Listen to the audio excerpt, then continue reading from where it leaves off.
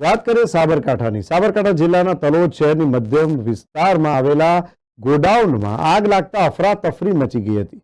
તલોદ શહેરની મધ્યમાં વિસ્તારમાં આવેલા કાલીચંદ વીરચંદના કરિયાણાના ગોડાઉનમાં ભીષણ આગ લાગતા અફરાતફરીનો માહોલ સર્જાયો।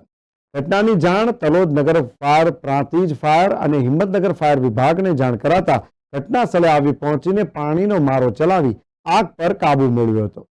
આગ લાગતા ગોડાઉન માલિકને મોટું નુકસાન થયું હોવાનું જાણવા મળ્યું છે।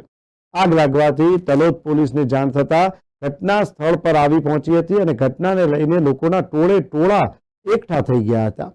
ગોડાઉનમાં આગ લાગતા મોટા પાયે માલ સામાનને નુકસાન પણ થયું હતું।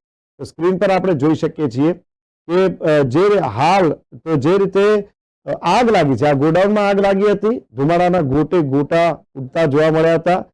આ આગનું કારણ હજુ સુધી અકબંધ છે, પરંતુ આગ એટલી ભયંકર હતી કે ત્રણ ફાયર વિભાગને જાણ કરવામાં આવી હતી અને ફાયર વિભાગ તાત્કાલિક ઘટના સ્થળે પહોંચી ગયા હતા। સ્ક્રીન પર જોઈ શકીએ છીએ કે ફાયર ફાઈટરની જે ગાડી છે તે આવી પહોંચી છે।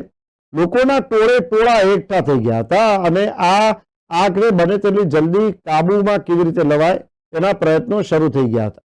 ફાયર ફાઈટર જે છે તેને આ આગ પર પાણીનો મારો ચલાવ્યો હતો અને ખાસ કરીને વાત કરવામાં આવે તો હજારો લાખોનો જે માલ સામાન જે છે તે બળીને ખાક થઈ ગયો હતો।